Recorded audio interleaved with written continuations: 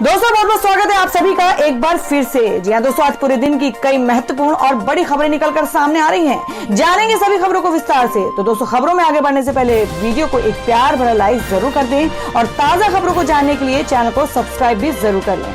तो देखते हैं पहली बड़ी खबर क्या निकल कर आ रही है।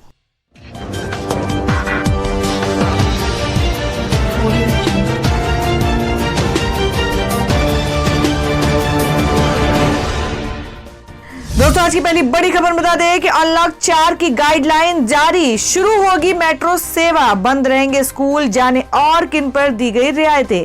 जी आपको बता दें कि केंद्र सरकार ने 30 सितंबर तक लागू रहने वाले अनलॉक 4 के लिए गाइडलाइन जारी कर दी है। सबसे बड़ी बात यह कि देश भर में मेट्रो सेवाओं को बहाल करने की हरी झंडी दी गई है। गाइडलाइन के मुताबिक आवास और शहरी मामलों का मंत्रालय, रेल मंत्रालय और गृह मंत्रालय से सलाह लेने के बाद मेट्रो रेल सेवाओं को आगामी 7 सितंबर से क्रमबद्ध तरीके से संचालित करने की अनुमति दी जाएगी। आपको बता दें कि अनलॉक 4 के लिए जारी गाइडलाइन में किन सुविधाओं को मिली है इजाजत और किन पर बरकरार रखी गई है पाबंदियां। तो आपको बता दें कि दिल्ली मेट्रो भी चलेगी। दिल्ली मेट्रो रेल कॉर्पोरेशन ने कहा कि केंद्र सरकार के दिशा निर्देशों के अनुसार दिल्ली मेट्रो 7 सितंबर से अपनी सेवाओं को सार्वजनिक रूप से फिर से शुरू करेगी। मेट्रो के संचालन को लेकर विस्तृत AOP जारी की जाएगी। इसके बाद आम लोगों के लिए मेट्रो के इस्तेमाल संबंधी निर्देश भी जारी होंगे और वहीं सामूहिक कार्यक्रमों को शर्तों के साथ इजाजत मिली है। आपको बता दें कि दिशा निर्देशों में यह भी कहा गया है कि सामाजिक, शैक्षणिक, खेल, मनोरंजन, सांस्कृतिक, धार्मिक, राजनीतिक समारोह और अन्य जमावड़ों को 100 व्यक्तियों की अधिकतम सीमा के साथ 31 सितंबर से अनुमति दी जाएगी। और वहीं आपको बता दें लॉकडाउन के लिए नए निर्देश क्या हैं। अब कोई भी राज्य बिना केंद्र सरकार की इजाजत के अलग से लॉकडाउन नहीं लगा सकता। दिशा निर्देशों में कहा गया है कि राज्य और केंद्र शासित प्रदेश की सरकारें केंद्र सरकार के परामर्श के बिना कंटेनमेंट जोन को छोड़कर किसी भी स्थानीय स्तर पर लॉकडाउन नहीं लगाएगी। कंटेनमेंट जोन में 30 सितंबर तक लॉकडाउन का सख्ती से पालन कराया जाएगा। और आपको वहीं आगे बता दें कि आने जाने पर कोई रोक नहीं होगी। राज्य के भीतर और एक से दूसरे राज्य में आने जाने पर कोई रोक नहीं होगी। यहां तक कि किसी को भी देश में कहीं भी जाने के लिए अलग से अनुमति नहीं लेनी होगी।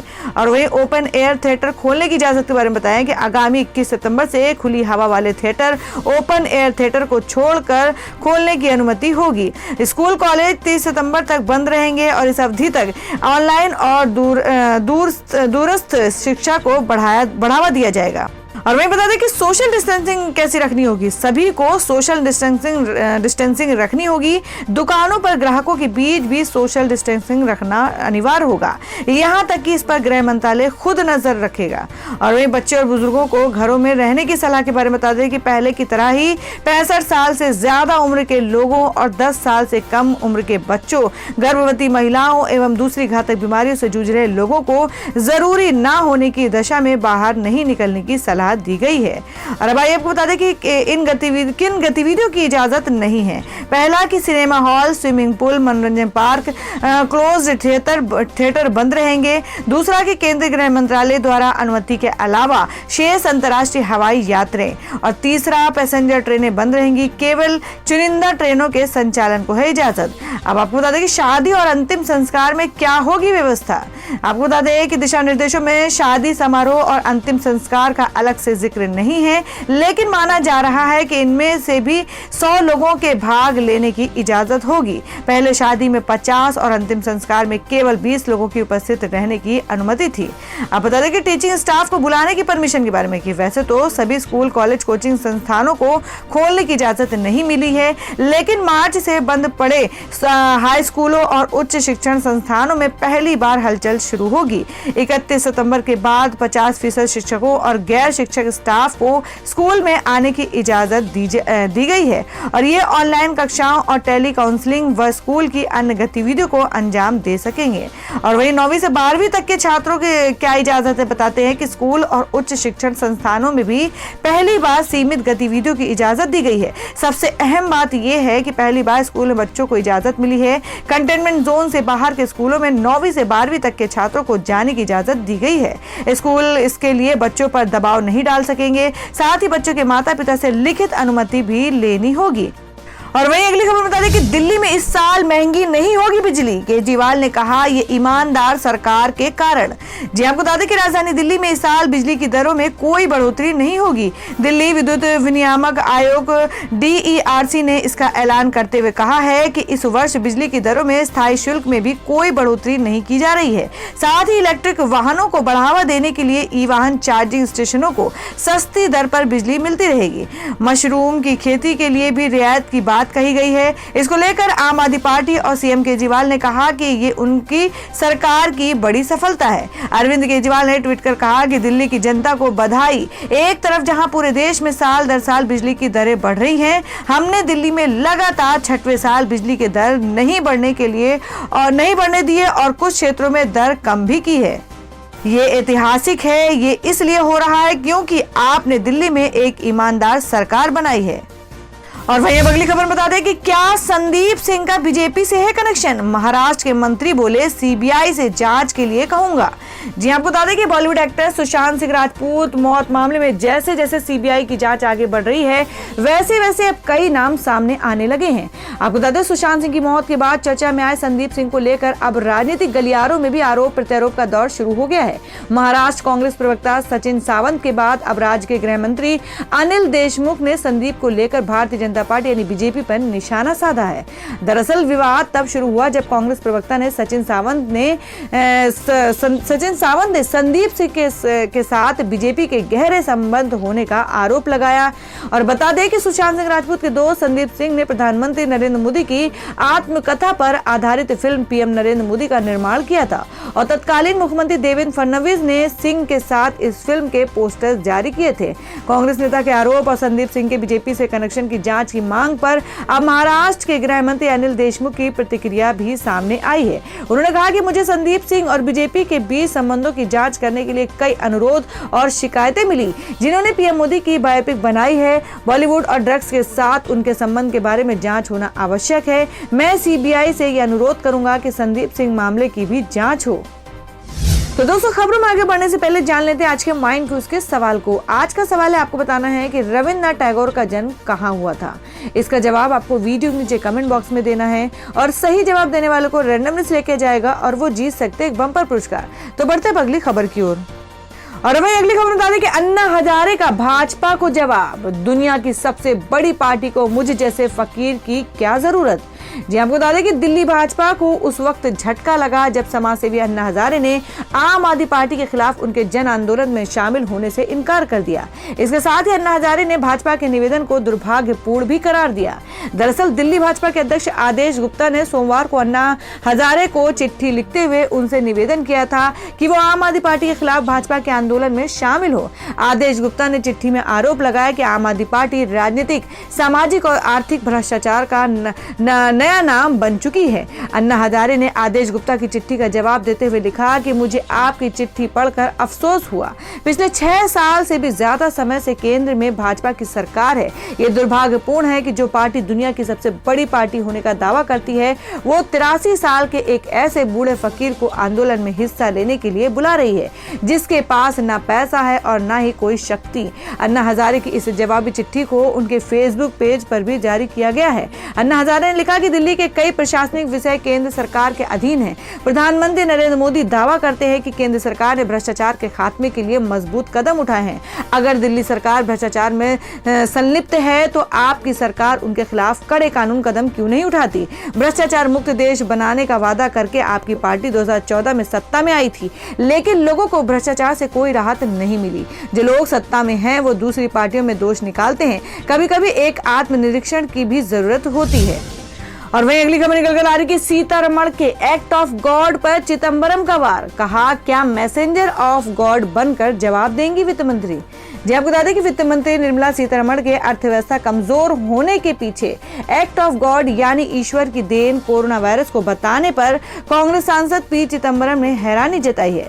पूर्व वित्त मंत्री चिदंबरम ने शनिवार को सिलसिलेवार ट्वीट कर सीतारमण से पूछा है कि क्या अब वो मैसेंजर ऑफ गॉड बनकर जवाब देंगी। उन्होंने सीतारमण से कहा कि कोरोना से पहले 3 सालों से जिस तरह से आर्थिक हालात बिगड़े हुए थे, उसको लेकर वो क्या जवाब देंगी।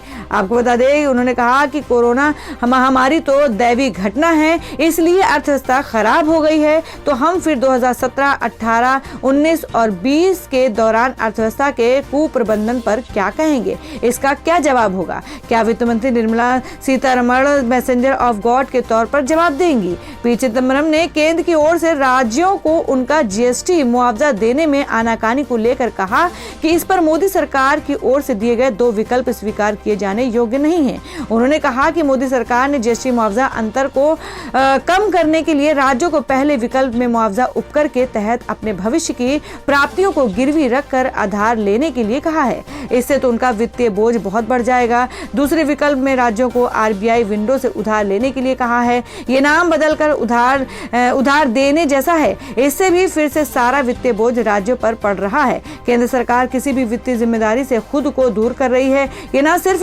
केंद्र का राज्यों से विश्वासघात है, बल्कि कानून का उल्लंघन भी है। और अब अगली खबर बता दें कि अब फेसबुक पर अमेरिकी मैगजीन ने किया खुलासा। राहुल गांधी बोले व्हाट्सएप पर बीजेपी का कब्जा। जी हम बात करें कि कांग्रेस के पूर्व अध्यक्ष राहुल गांधी ने एक विदेशी मैगजीन के लेख का हवाला देते हुए शनिवार को एक बार फिर से भारतीय जनता पार्टी और फेसबुक के स्वामित्व वाले चैटिंग ऐप व्हाट्सएप को लेकर तीखा हमला बोला है।